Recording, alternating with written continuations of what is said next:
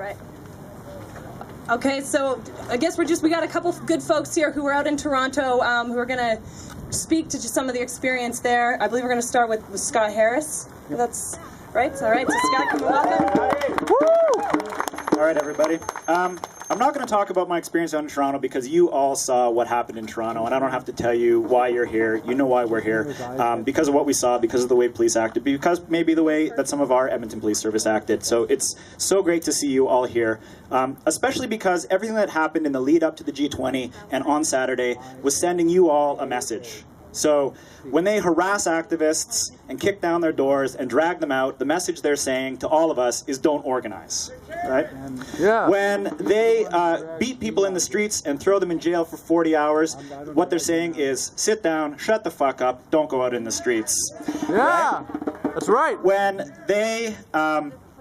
they put bad protester against good protester, what they're doing is trying to divide us and break down our solidarity. So it is so fundamentally important that we continue to organize in the face of all this, that we continue to not shut the fuck up, that we continue to come out in the streets, and that we stand in solidarity. So by you all being here right now, you are sending a message of your own to Bill Blair, to the ISU, to CSIS.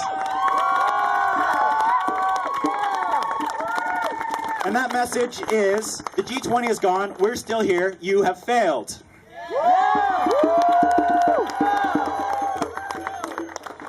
And all of us standing in solidarity and staying in the streets and continuing to organize is critical because the G20 did not start in Toronto and it's not going to end. So we have to continue to stand in solidarity, to work together, to work hard, to oppose the G20 when it goes to South Korea in November, to France in June. We have to keep up this struggle.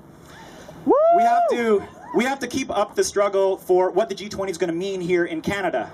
They passed an austerity bill at the G20, which is going to mean for Canada some of the biggest cuts we've seen in a generation. And we have to stand, Indigenous people, students, teachers, workers, everybody has to stand together and fight back against what Stephen Harper is going to do to this country in the next 3 years to live up to his promise to the G20.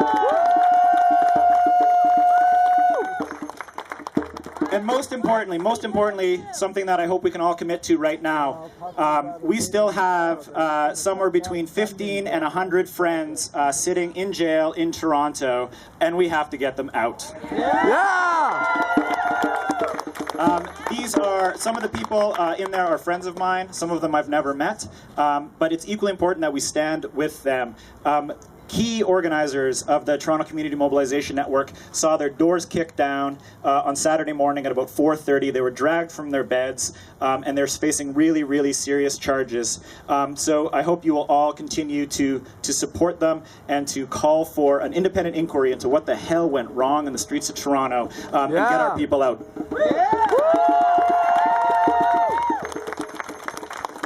So to that end, I never have a crowd without a pitch. There's a fedora that I'm going to be walking around holding up.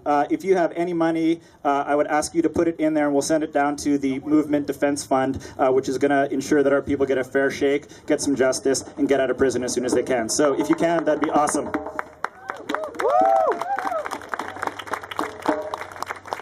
So thank you all for coming out. Take a minute before you leave to find someone you don't know, look them in the eyes, thank them for what they've done, and thank them for what they're going to do in the weeks and the years to come, because it's going to be a long fight and we have to win it. Thank you.